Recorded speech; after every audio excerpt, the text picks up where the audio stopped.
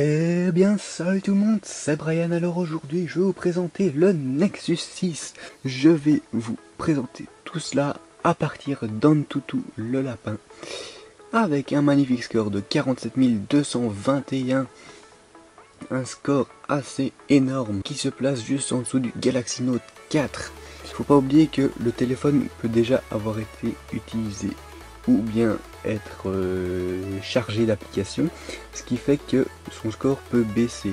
Donc on peut le retrouver à 49 000, 47 000, 50 000 si on veut. Qu'est-ce qu'on a de précis sous le capot? On a un Qualcomm Snapdragon 805 avec un Adreno 420, une résolution Quad HD sur un écran de 5,96 pouces qui fonctionne sous Android Lollipop 5.1.1. On a 32 Go de ROM et 3 Go de RAM. On a une caméra de 13 mégapixels qui filme en 4K. Et oui, vous avez bien entendu, en 4K. Un écran AMOLED, bien sûr, 560 dpi. Une caméra frontale de 2,1 mégapixels qui filme en 1080p, donc en 1920 x 1080. On retrouve un dual flash LED derrière avec un capteur Exmor RF CMOS, un poids équivalent à 184 grammes. On a le Wi-Fi, on a tout dessus, on a le NFC. Alors on a tous les petits trucs en plus, sauf la température et l'humidité. Ça, on s'en fout un petit peu, on n'est pas des géologues. Non, c'est un smartphone Google Android pur. Donc ça veut dire que c'est une version d'Android brute, sans surcouche. Donc tout de base, avec les applications de Google préinstallées comme Google Maps, Gmail, Google+, Agenda, Photo, YouTube, Actuel, blablabla, en goutte. Puis on a tous les trucs Play, on a tous les trucs Drive aussi. Alors on a Chrome qui a été installé, Fit, qui est en fait votre moniteur de sport. Alors on va aller voir, faire un petit tour, hein. Donc il vous dit un petit peu combien de minutes de sport vous avez fait pendant la journée. Bon, les minutes ça compte pas vraiment parce que ça fait quasiment que dalle. Et puis les calories, le nombre de pas, et puis kilomètres, bah 0, hein, logique, hein, il s'en fout. Parce que vous devez activer le GPS pour avoir une meilleure précision. Ensuite, qu'est-ce que je peux dire d'autre? Voilà, donc le volet de notification qu'il faut bien dérouler en deux fois, hein. On est bien sur un Android pur ou bien avec les deux doigts. Et voilà.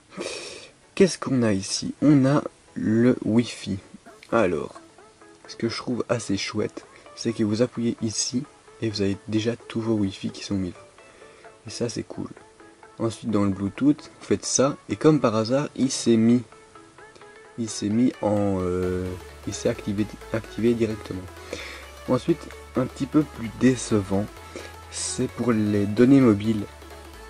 Vous savez bien que sur les téléphones comme chez Samsung ou bien les autres, on retrouve des boutons raccourcis pour activer les données mobiles.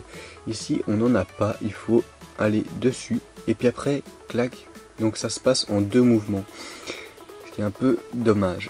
Ensuite mode avion, rotation automatique, portrait ou automatique, lampe de poche.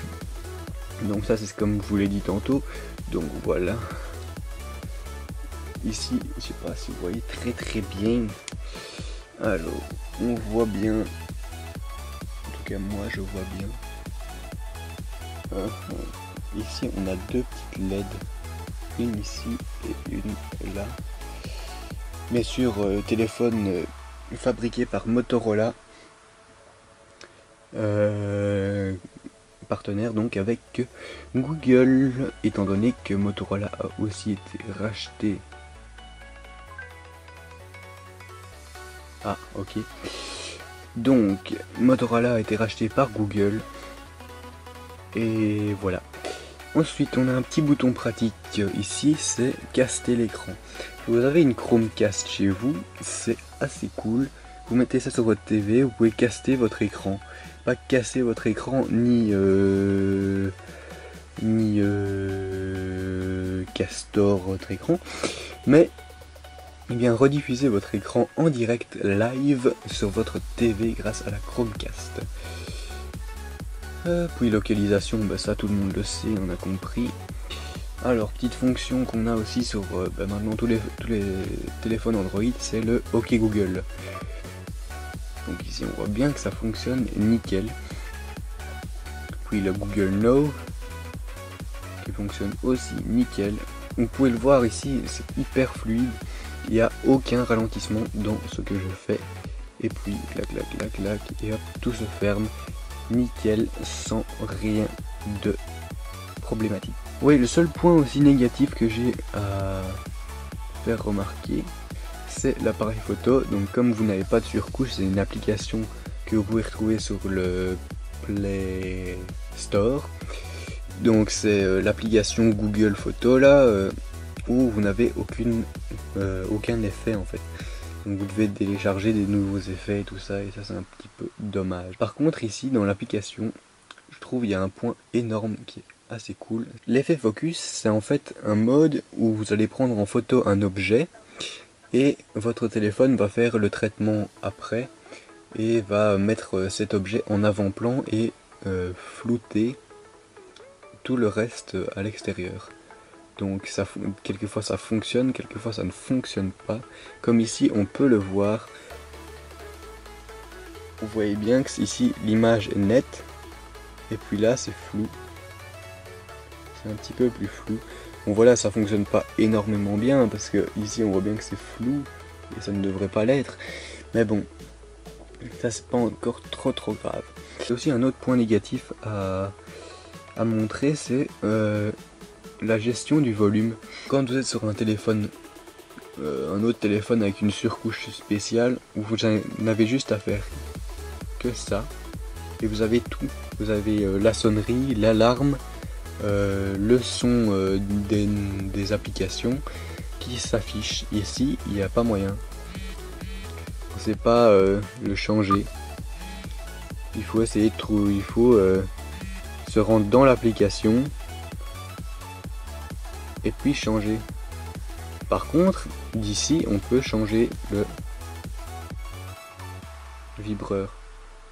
Et ça, c'est ce que je trouve un petit peu dommage, c'est qu'ils n'ont pas fait un bouton inverse. Donc ça, c'est en espérant que la prochaine mise à jour corrigera ça, avec par exemple Android M, le petit nouveau. J'espère que cette vidéo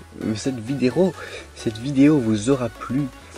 Et n'hésitez pas à mettre des petits commentaires et à me poser des questions si vous en avez. Je suis ouvert à tout. Allez, ciao!